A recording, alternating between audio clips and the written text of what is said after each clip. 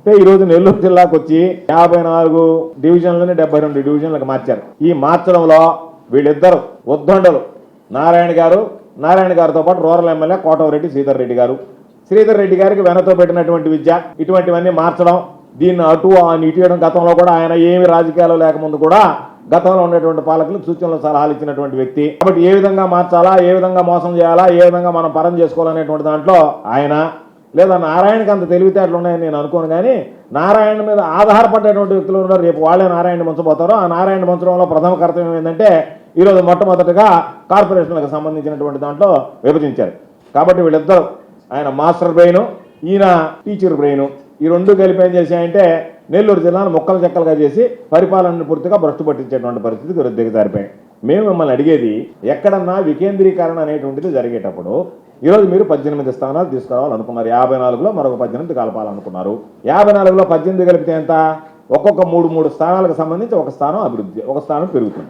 సరే, ఏ లెక్కలైనా సరే, బహుశా అంతకుముందు 54 9 అత్యొచ్చే సంఖ్య అనుకున్నాడు. ఇప్పుడు నారాయణ 72 అయితే 9 వస్తుంది అనుకున్నాడు, మాకు తెలియదు. కానీ 72 చేశాడు. చేసినటువంటి వాడు ఈరోజు 3 డివిజన్లను క్లస్టర్గా పెట్టి 18 క్లస్టర్లు చేసి, ఆ 18 క్లస్టర్లో ఒక్కొక్క దానికి ఒక్కొక్కటి యాడ్ చేయాలా. ఏదన్నా గతంలో ఏదన్నా పొరపాట్లు జరిగి జనాభా ప్రాతిపదికలో ఏదన్నా తేడాలు ఉంటే వాటిని చేయాలి.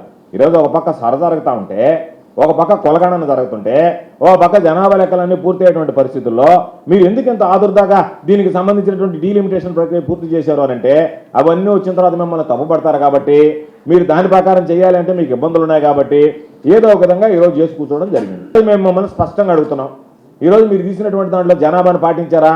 రాజ్యాంగం ఏం చెప్తుంది? మహనీయుడు బిఆర్ అంబేద్కర్ గారు రచించినటువంటి రాజ్యాంగం సమానమైనటువంటి జనాభాకు సమానమైనటువంటి ప్రాతినిధ్యం ఉండాలా అని చెప్పి, అది ఏ స్థాయిలోనా సరే, వార్డు స్థాయి దగ్గర నుంచి, సర్పంచ్ స్థాయి దగ్గర నుంచి, ఈరోజు కార్పొరేషన్లో ఉన్నటువంటి డివిజన్ స్థాయి దగ్గర నుంచి మేయర్ దాకా అదే రకమైనటువంటి సూత్రాలు వస్తాయి. మీరు వాటికి తిలోదకాలు ఇచ్చి ఒక దగ్గర అత్యధిక జనాభాను పెడితే, ఒక దగ్గర జనాభా లేకుండా డివిజన్ చేస్తుంది.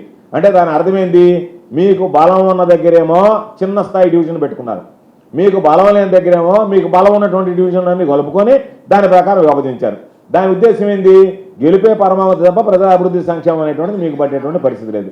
కాబట్టి సమాన జనాభా ఉండాలి, సమాన జనాభాకు ప్రాతినిధ్యం వహించాలనేటువంటి దానికి ఈరోజు మీరు తెలియదు కలిగి క్రీడా ఉపాధ్యాయులను తయారు చేయడంలో మేటి స్థానంలో నిలిచిన Alexa college of physical education 2026-2028 విద్యా సంవత్సరానికి బీపీఎడ్ కోర్సుకు దరఖాస్తులను ఆహ్వానిస్తోంది.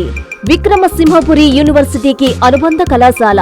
అర్హత, అనుభవం కలిగిన అధ్యాపకులు, అన్ని వసతులు కలిగిన తరగతి గదులు, చక్కని లైబ్రరీ, విశాలమైన ఆట స్థలం, పలు రకాల క్రీడల్లో ఆచరణాత్మక శిక్షణ. ఇవి Alexa college of physical education ప్రత్యేకతలు. క్రీడా ఉపాధ్యాయ వృత్తిని ఎంచుకున్న ఆశావహులకు ఇది చక్కని అవకాశం.